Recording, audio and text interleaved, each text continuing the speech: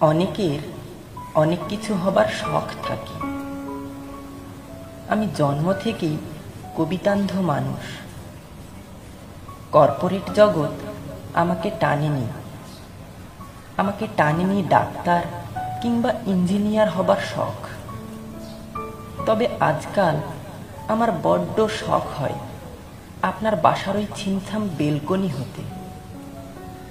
রোজ কত শতবার বেখেয়ালি মন খারাপ ভর করে আপনার উপর। হেমন্ত পেরিয়ে মনাকাশে আসার দেখা দিলেই আপনাকে বেলকনি ছুঁতে পারে টবে ঝুলে থাকা নীল অপরাজিতারা।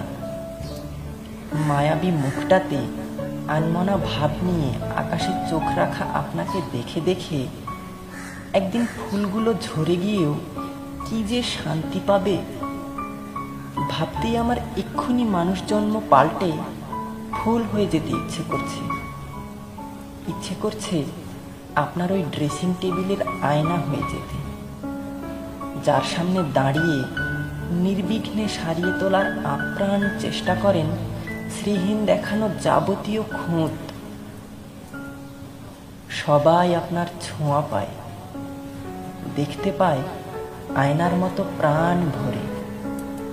কেবল মানুষ হওয়ার কারণেই মানুষকে এখানে অত সহজে ছোঁয়া যায় না। মানুষের ছোঁয়াছুঁইতে নাকি পাপ থাকে দৃষ্টি এবং অদৃশ্য কল্পনায় আপনাকে ভাবাতে। আমি জানি সৌন্দর্য বিচারে আপনি টিথুনাসের আরোরা কিংবা আফ্রোদিতি নন, নিতান্তই মৃন্ময়ী কেউ। তবু কেন আপনাকে দেখে আমার অত কিছু হবার শখ জাগে? বেলকনি অথবা নীল অপরাজিতা হবার শখ আমি অকপটে বলে ফেলেছি যদিও, কিন্তু বুকের খুব গভীর সুরঙ্গের ভিতর লুকিয়ে রাখা একটি শখ আমাকে উস্কানি দিচ্ছে প্রতিনিয়ত। অথচ হারিয়ে ফেলার ভয়ে শর্মিন্দা মুখে কখনোই বলা হয়নি সে শখের কথা। বার আমি বেলকনি কিংবা নীল অপরাজিতার কথাই বলতে পেরেছি আপনার স্পর্শ পাওয়া আরো অনেক কিছুর কথা। আমার নির্লজ্জ মনটার যে আপনাকে পাওয়ার বড্ড শখ, সে কথা আমার কখনোই বলা হয়ে ওঠেনি।